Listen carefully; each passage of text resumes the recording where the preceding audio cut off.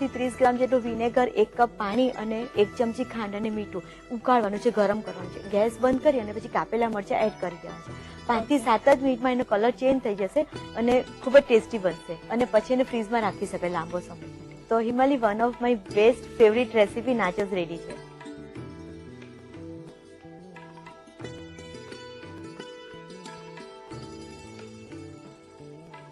હિનાબેન સાથે ઘણી બધી વાતો કરી, સાથે મજાની એક ડિશ પણ શીખ્યા. તો ચલો હવેની રીત તમને લખાવી દઉં છું.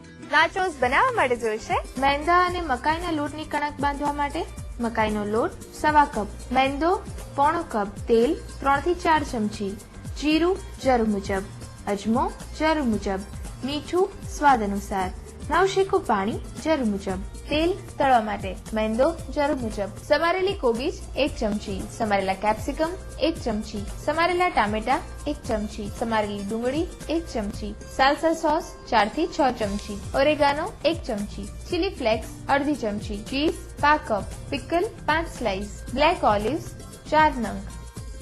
નાચોસ બનાવવા માટેની પદ્ધતિ. સૌપ્રથમ મકાઈ, મેંદો, જીરું, તેલ, અજમો અને મીઠું નાખીને તૈયાર કરેલી કણક લો. તેની રોટલી વણી તેને કાચી પાકી શેકી લો. હવે તૈયાર કરેલા તોતિયાને કાપી ગરમ તેલમાં તળી લો. ત્યારબાદ તેને એક પ્લેટમાં અનઇવન ગોઠવી તેની પર કોબીજ, કેપ્સિકમ, ટામેટા, ડુંગળી, salsa sauce, oregano, chilli flakes, છીણેલું ચીઝ, પિકલ, બ્લેક ઓલિવ્સ મૂકી તેને પ્રીહીટ કરેલા ઓવનમાં 2 થી 3 મિનિટ માટે બેક કરવા મૂકો. થઈ ગયા બાદ તેને સર્વ કરો. તો તૈયાર છે નાચોસ. એક વાનગી શીખ્યાની રીત લખી, હવે શીખીએ બીજી વાનગી અને સાથે કરીએ થોડી ઘણી વાતો પણ. તો હિનાબેન, કઈ છે બીજી વાનગી? Apple walnut cigar.